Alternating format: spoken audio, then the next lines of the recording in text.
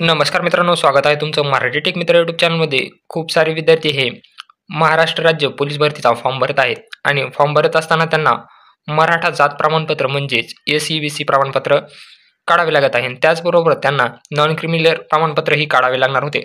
परंतु यामध्ये आता मोठा बदल करण्यात आलेला आहे. तो बदल काय आहे आपण या व्हिडिओमध्ये जाणून घेणार आहोत. तर मराठा तरुणांना SEBC सोबतच नॉन क्रिमिनल दाखला मिळणार.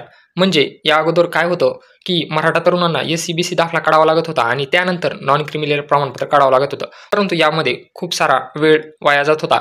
त्यामुळे आता याच्यामध्ये थोडासा बदल करण्यात आलेला आहे, जेणेकरून मराठा तरुणांना आता SEBC प्रमाणपत्रासोबतच नॉन क्रिमिनल प्रमाणपत्र मिळणार आहे. तर पहा, मराठा तरुणांना SEBCचे दाखले मिळण्याचा मार्ग मोकळा झाला आहे. आता जातीच्या दाखल्यासोबतच नॉन क्रिमिनलचे दाखले मिळणार आहेत. याचा फायदा पोलीस भरतीसह इतर शासकीय नोकऱ्यांमध्ये उमेदवारांना होणार आहे. यामुळे दोन प्रमाणपत्र काढण्यासाठी लागणारा वेळही वाचणार आहे. काही दिवसात राज्य सरकारच्या पोर्टलवर 2014 अध्यादेश GR असल्याने SEBCचे दाखले देण्यास अडचणी येत होत्या. यामुळे पोलीस भरतीसह इतर सरकारी भरतीपासून मराठा तरुण वंचित राहण्याची भीती व्यक्त केली जात होती.